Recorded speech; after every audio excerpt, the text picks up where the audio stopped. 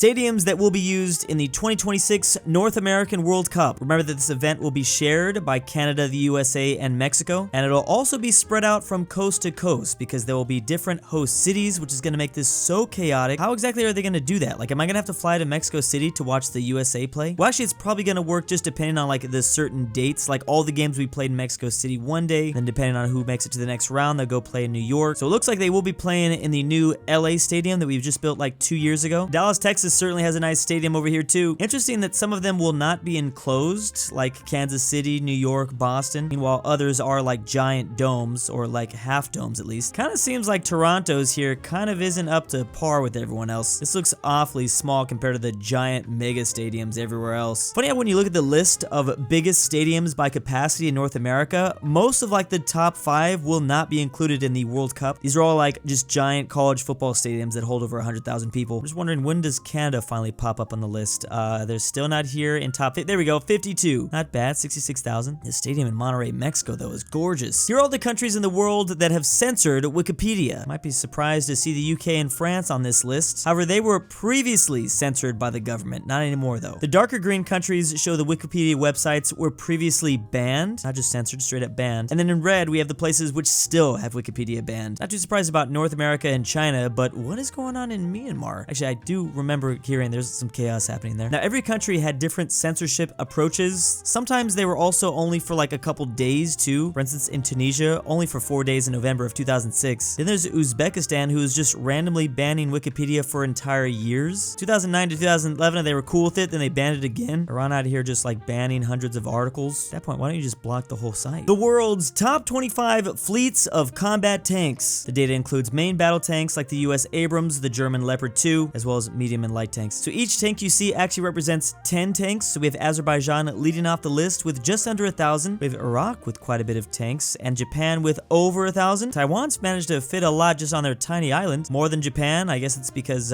you know, they kind of have, I think, a little bit more to worry about here. Didn't know Cuba was as high as 21. Those like old Soviet tanks. Now we have Ukraine currently ranked in 13. We're gonna have to watch this very closely in the coming months. Feeling that number is gonna increase. Leading off the top 10, we have South Korea, which again, they have a little to worry about with the North. Syria, which also has a lot. Iran and India in 7th and 6th place. Egypt surprisingly in 5th. China's only in 4th. I'm guessing the UK is ahead of them. No, the US is in 3rd place with 5,000. It's actually North Korea in 2nd place with over 6,000 tanks. This peninsula is just ready to blow at any moment. And then finally at number 1 with over 12,000 tanks, double that of North Korea, is Russia. Now, despite having the highest number of tanks in service, Russia is experiencing significant challenges in Ukraine. It's already lost over 1,000. Where is Germany and the UK even on this list? What's going on with their tanks? Ukraine has a large number of captured equipment from retreating Russian forces, including 460 alone during liberation. Also, they're slowly moving up on this ranking. It seems very concerning that Ukraine only has about 2,000 versus maybe 12,000. We also should keep in mind, who knows if these numbers are that accurate coming from some of these countries. Who knows if they even work. How much you need to make in order to be considered rich in the 50 most populous US cities. There seems to be a disproportional amount coming from the East Coast and California. Now at the bottom of the list, Buffalo, New York, you have to make about $200,000 to be in the top 20% of income earners. We have Las Vegas in 45th place. You have to make $220,000 to be in the top 20% of income earners. Obviously, these numbers are slowly increasing the higher we go as we approach the 20s. In Richmond, Virginia, you need to be making $250,000 a year. For the city in 10th place, Austin, Texas, you have to make $288,000 a year. We finally get to the $300,000 a year to be rich for Los Angeles, California. That is so crazy. And that's only 8th place. Wait, how does San Diego have us beat? The 3rd place city, Washington, D.C., you have to be making $350,000 a year. That's only in the top 20% of income earners. That's crazy. The top 2 places are actually both from California, San Francisco and San Jose. You need to be making $500,000 a year to live in San Jose and be considered rich. This just makes me want to throw up. No wonder everybody's leaving this. Who wants to live here? I guess this is the mean income of the top 20%. So on average, this is what the top 20% is making in San Jose. Basically, what you're saying is these people need to immediately move to New Mexico, Wyoming, Alaska, Hawaii, Nebraska. Actually, that might not necessarily be the case. Hawaii is still going to be expensive. Remember that this list is only using the 50 most populous US cities. Crazy how even Buffalo, New York out here with over 200,000 head of government salaries per year in US dollar. So these are the countries with a head of government that makes a ton of money. So we're not going to go over every single one, but in 49th place, we have the president of Brazil. They're making 100,000 per year, which I gotta admit admit that does seem kind of low, just to be like, you know, the president. I'm sure there's other sources of income that they can get though. Putin's only making 100,000, but again, I think this is like on paper what they're allowed to make. Who knows what's going on in those back rooms? In 28th place, we have the Prime Minister of the UK. We have South Korea, France, South Africa, Canada. There we go. Trudeau should go think about living in Buffalo, New York. The Japanese Prime Minister living pretty large and in charge. They're at 300,000. In 5th place, the German Chancellor. They're making almost 350,000. For some reason, I thought the US President made less than 400,000. Does it continue to increase a little bit? Inflation or something? Switzerland Federal Council. Now,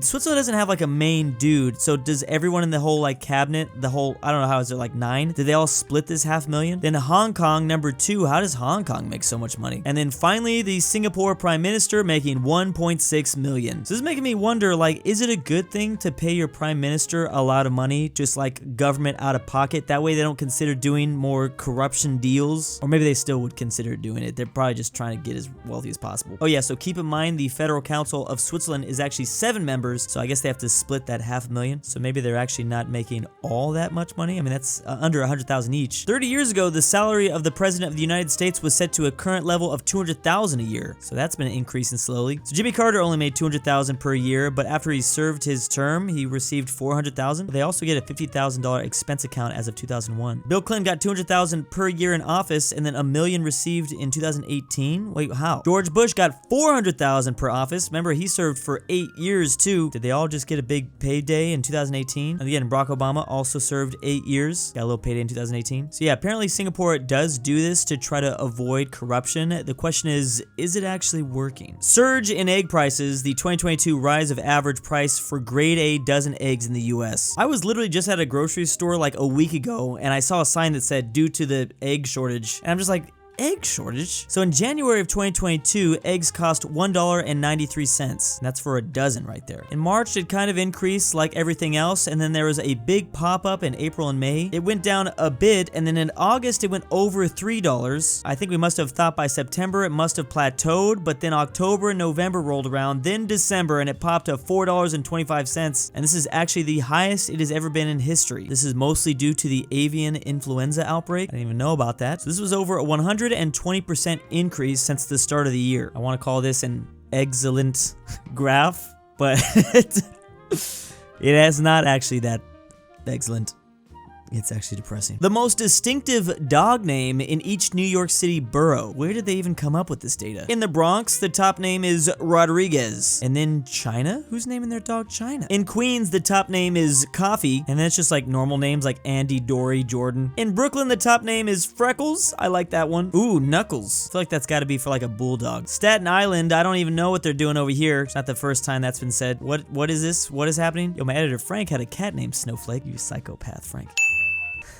And then in Manhattan, the top name is French. Not even like Frenchie or something. Definitely heard Scout as a name for a dog. The Bronx has got to be the strangest on the list, though. I mean, you're just naming your dog Poodle. They're just naming their dog after whatever breed they got. Golden, Maltese. Did I even say that right? I've actually always liked the name Winston here. I agree with the 8th place in Manhattan. Gotta be like a hound dog or something. This is amazing that someone even came up with this data. The most popular Pokemon around the world. I guess they used Google search data to identify the Pokemon that each country has a unique interest in. So in the US, we have Gengar. Gengar? Did they say that? I've only been watching the Spanish version of Pokemon. I guess we like our Ghost or something out here. In Mexico, they like Squirtle. And in Canada, they like Charizard. Are we gonna notice a pattern here? For the cold countries, they're gonna like fire Pokemon, and for the hot countries, they're gonna like water Pokemon. We have Nicaragua with Snorlax. I wonder what exactly that says. Come on, countries that pick Pikachu. You can't just pick Pikachu. Colombia really likes Squirtle. Brazil really likes Charmander. Interesting to see what form of each Pokemon's evolution they take. Like these islands in the Caribbean chose Charizard. Actually, the United Kingdom chose Charizard. Ireland chose Charizard. You guys can't be the same. Interesting that Iceland chose Bulbasaur. Not even like an ice-type Pokemon or something. So there are a lot of repeats. Charmander is very popular. There are a couple Snorlaxes. Burkina Faso with this dude. Ghana with Gloom. Is the Republic of the Congo out here just simping or something? Maybe that explains that. The Democratic Republic of Congo have chosen Golem. Oh, someone picked Charmeleon.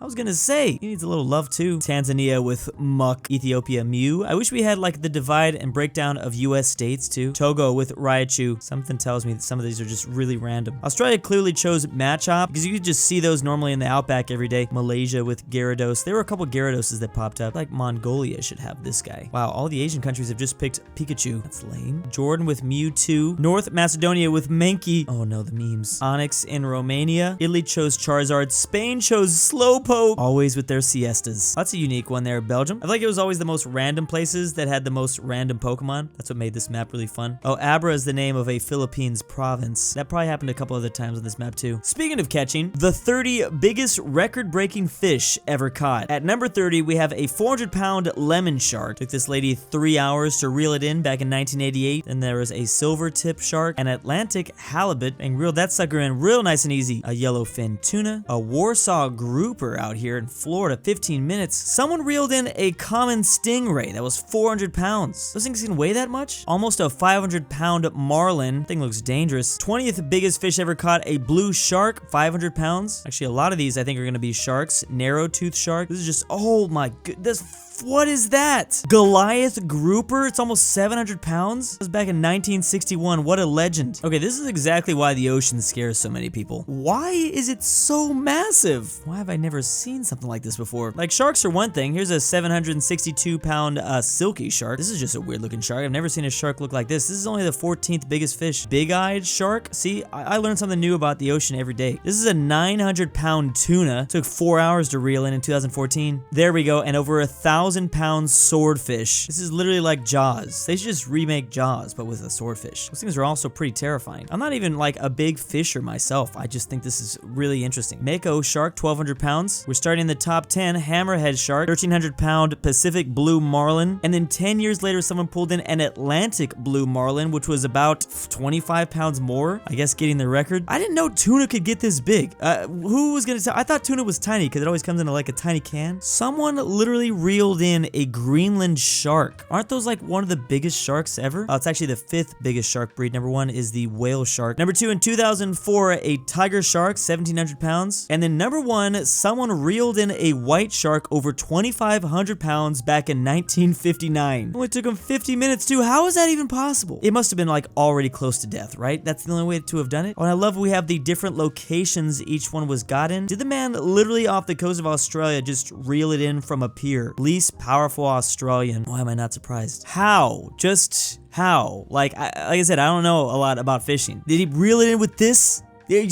No, there's just, what? This can't have been the pole, right? I get if it's like attached to a boat and you're like moving the boat like to pull it in, you're using the boat. And did the man do it by himself? No one was like holding him by the waist? It's the most ridiculous thing I've ever seen. Now I just want to go out and try all this for myself. Each European country's national animal. Let me tell you right now, some are not going to be like the others. So Turkey's is the wolf because they have a very strange story with a wolf and their origin. I don't think we can talk about it. Of all things, a dolphin for Greece? I don't know why that just seems a little surprising. There's obviously going to be a lot of lions. England with a lion, the Netherlands, I think all the lowlands with a lion, Czechia with a lion, Bulgaria with a lion, oh, Bosnia with a dog. Wait, is Croatia a cat? Wait, no, it's a pine marten? I've never seen that before, but it is literally adorable. It's funny how some countries go with like the most ferocious thing they can think of, and then others will just go with something like really cute. Oh yeah, then a lot of places will choose eagle, like Austria, Hungary, Albania. Ukraine with just a bird. That can't be just a bird though, it's gotta be something specific. It's just a common nightingale though, which is interesting. Of course, as we all know, Russia has the bear. They are the Russian bear. Finland also chose the bear though. Then we have Norway and Sweden, both with a moose. Unsurprisingly, Spain chose a bull. I guess that's why they run with it. I do remember learning the national animal for France is a rooster, because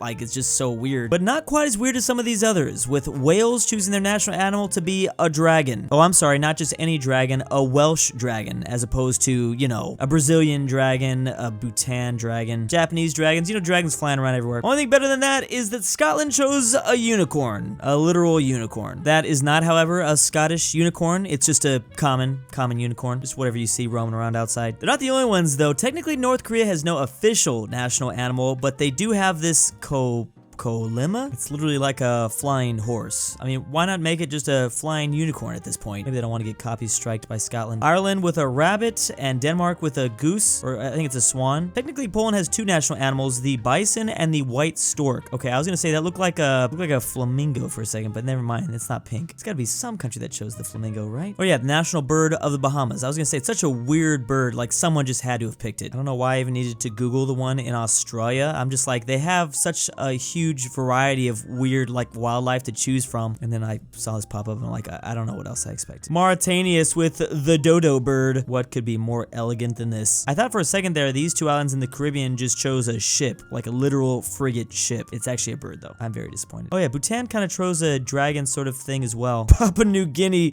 I think you might have my favorite of all. This one actually has Greece labeled with the phoenix, not a dolphin. I feel like Greece should have a mythological one. And big thank you to my patrons. Drew's goth girlfriend. Triv44, aka Drew come to Krakow, Polandnextvacation. Twickenhamster. Drew's Argentinian grandpa. $20 is a lot, Drew. Base Selene. B Wildfang. Bryton Is Carmel Saida. DJ McSkillet. Ortin Patrick. Allison. Robert E. RyeThePie. The Polish Lithuanian The Commonwealth. Mexican 760. Veiotic. And ZaneyBoi.